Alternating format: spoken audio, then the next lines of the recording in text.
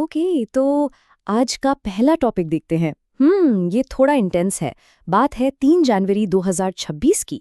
इस दिन यूएस ने वेनेजुएला के प्रेसिडेंट निकोलस मादुरो को मतलब लिटरली पकड़ लिया।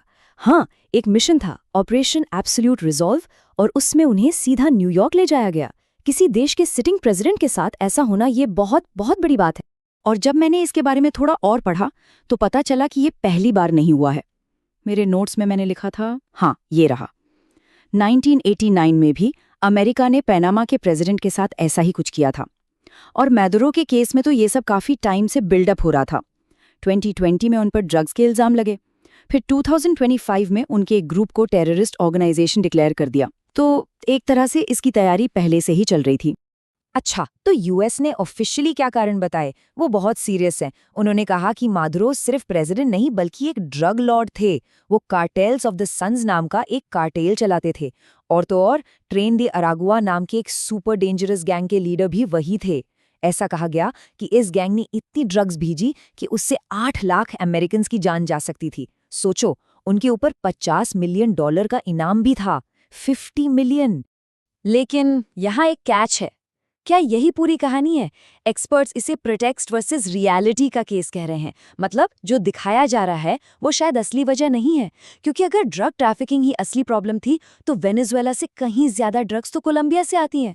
और मजे की बात यह है कि यूएस की एक ही एजेंसी ने माना था कि मादुरो और उस गैंग के बीच कोई डायरेक्ट लिंक का प्रूफ नहीं है। तो फिर असली वजह क्या हो सकती है? यूएस ने कहा कि ये सब उन्होंने आत्मरक्षा यानी सेल्फ डिफेंस में किया, यूएन चार्टर के आर्टिकल 51 के तहत। उनका आर्ग्यूमेंट था कि ड्रग्स भेजना भी एक तरह का आर्म्ड अटैक है, लेकिन इंटरनेशनल लॉ के हिसाब से ये आर्ग्यूमेंट टिकता नहीं है। सेल्फ डिफेंस के लिए 3 टेस्ट पास करने जरूरी हैं। पहला, नेसेसिटी टेस्ट। क्या मिलिट्री एक्शन ही आखिरी रास्ता था? नहीं, डिप्लोमेटिक ऑप्शन थे। दूसरा, प्रोपोर्शनैलिटी टेस्ट। क्या 150 से ज्यादा फाइटर जेट्स भेजना जरूरी था? बिल्कुल नहीं। और तीसरा, इमिनेंस टेस्ट। क्या वेनेजुएला से कोई फॉरेन हमला होने वाला था? नहीं। तीनों टेस्ट फेल, मतलब ये एक्शन इंटरनेशनल लॉ के खिलाफ था। तो फिर असली एजेंडा क्या है? ये नंबर देखो, 303 बिलियन बैरल। ये वेनेजुएला का ऑयल रिजर्व है, दुनिया का 20% तेल, सऊदी अरब से भी ज्यादा। अब पिक्चर थोड़ी क्लियर हो रही है। शायद असली खेल तेल का है। ये एक तरह का रिसोर्स कर्ज है।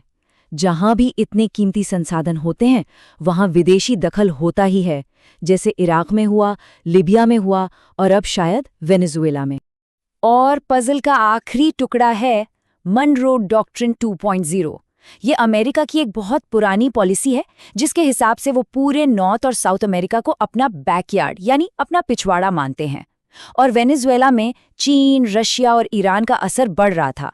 यूएस को ये बिल्कुल पसंद नहीं था कि उनके पड़ोस में कोई और पावरफुल हो, तो उन्होंने मादुरो को ही रास्ते से हटा दिया। जियोपॉलिटिक्स सच में बहुत कॉम्प्लिकेटेड है। चलो अब दूसरे टॉपिक पर आते हैं। ये थोड़ा अलग है, थोड़ा साइकोलॉजिकल है। ये रूसो का एक फेमस कोट है कि इंसान पैदा तो आज़ाद होता है पर हर जगह वो जंजीरों में जकड़ा होता है। ये आर्टिकल इसी बारे में है, और खासकर महिलाओं के बारे में। इसमें एक बहुत ही इंटरेस्टिंग कॉन्सेप्ट है, इंट्रोजेक्शन। ये एक तरह का डिफेंस मैकेनिज्म है। इसका मतलब है कि जब हम समाज की उम्मीदों को या दूसरों की बातों को इतना ज्यादा अपना लेते हैं कि हमें लगने लगता है कि वो हमारी अपनी ही सोच है, हमारी अपनी आवाज है। जैसे किसी को कोई परफ्यूम नहीं पसंद, पर उसकी माँ और दोस्तों ने तारीफ कर दी तो वो उसे इस्तेमाल करता रहता है, और धीरे धीरे उसे लगता है कि हाँ यही मेरी पसंद है। ये उसकी अपनी चॉइस नहीं, ये एक्सटर्नल प्रोग्रामिंग है। आर्टिकल में इसे अनबिकमिंग की यात्रा कहा गया है। मतलब समाज ने हमें जो बना दिया है उस चीज से वापस अपने असली रूप में आने की यात्रा। पहला स्टेप है सोसाइटल कंडीशनिंग, जहां हम बस समाज की दी हुई स्क्रिप्ट फॉलो करते हैं। फिर आता है रियलाइजेशन। ये अक्सर 30s में होता है, जब हमें एहसास होता है कि हमें जो सिखाया गया वो शायद हमारी अपनी पसंद नहीं थी। इसे आइडेंटिटी रिवील कहते हैं, जब हम पहली बार खुद को सच में देखते हैं। इसके बाद गिल्ट आता है, क्योंकि हम पीढ़ियों से चली आ रही सोच को तोड़ रहे होते हैं। और आखिर में आता है अनबिकमिंग, जब हम समाज की सारी परतें उतारकर अपने असली रूप को खोजते हैं। ये कोई संकट नहीं है, बल्कि एक बहुत हिम्मत वाली जर्नी है। ओके, अब आखिरी टॉपिक पर आते हैं, चाइना। 2026 में चीन के दो चेहरे हैं। एक है ह्यूब्रिस, यानी बहुत ज्यादा घमंड।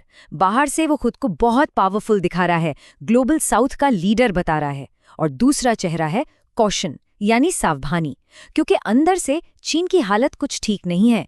उसकी इकोनॉमी स्लो है, डोमेस्टिक डिमांड बिल्कुल खत्म है और डिफ्लेशन चल रहा है। ये देखो चीन की अंदर की असली कहानी। उनका जो प्रॉपर्टी सेक्टर है वो पूरी तरह से कोलैप्स हो चुका है और कीमतें लगातार 38 महीनों से गिर रही हैं। इसका मतलब कंपनियां प्रॉफिट नहीं कमा पा रही हैं। तो सवाल ये है कि अगर अंदर इतनी प्रॉब्लम्स हैं तो वो बाहर इतना कॉन्फिडेंट कैसे दिख रहा है? और फिर सामने आता है ये नंबर, $1 ट्रिलियन। ये चीन का ट्रेड सरप्लस है। ये थोड़ा कंफ्यूजिंग है ना? एक तरफ इकोनॉमी स्ट्रगल कर रही है और दूसरी तरफ इतना बड़ा ट्रेड सरप्लस। ये कैसे पॉसिबल है? इसका जवाब है चाइना शॉक 2.0। लॉजिक सिंपल है, जब घर में सामान नहीं बिक रहा तो उसे बाहर बेचो। चीन की डोमेस्टिक डिमांड बहुत कम है, तो वो अपना सारा सस्ता सामान जैसे इलेक्ट्रिक गाड़ियां, सोलर पैनल पूरी दुनिया में भेज रहा है।